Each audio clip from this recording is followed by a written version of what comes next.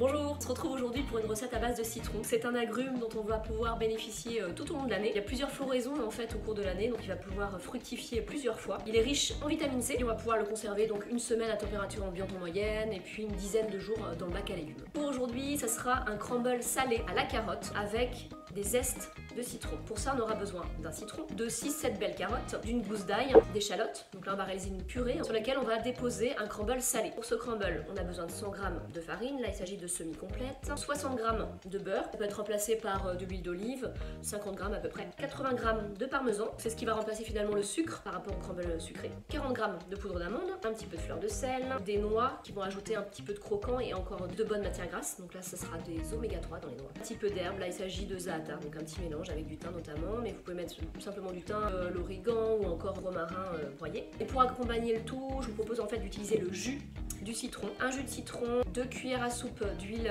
de sésame, 2 belles cuillères à soupe bombées de tahine ou purée de sésame, d'une gousse d'ail. On va diluer un petit peu le tout avec un petit peu d'eau et on aura une bonne vinaigrette pour accompagner un mesclin, donc un mélange de plusieurs pousses. Je commence par éplucher mes carottes, petite technique pour aller très vite. Mes carottes sont épluchées, je vais pouvoir les découper en rondelles. Une fois que tout est découpé, donc je vais les mettre dans l'eau bouillante pour les laisser cuire une quarantaine de minutes. Donc je vais rajouter également la gousse d'ail, échalotes, du sel.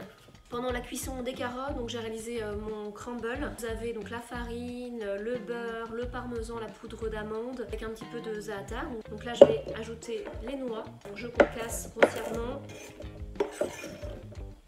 En attendant, je vais pouvoir aussi réaliser justement les zestes. J'utilise un zesteur. J'ai bien lavé mon citron. Bien prélevé le zeste et pas le zeste. Le zeste, c'est la petite pellicule blanche qui est amère. J'ai prélevé tout le zeste. Là, je vais prélever le jus. J'ajoute 2 belles cuillères à soupe de tahine. Enfin, 4 cuillères à soupe, pardon, d'huile de sésame, de la fleur de sel, de l'ail que je vais venir aussi râper.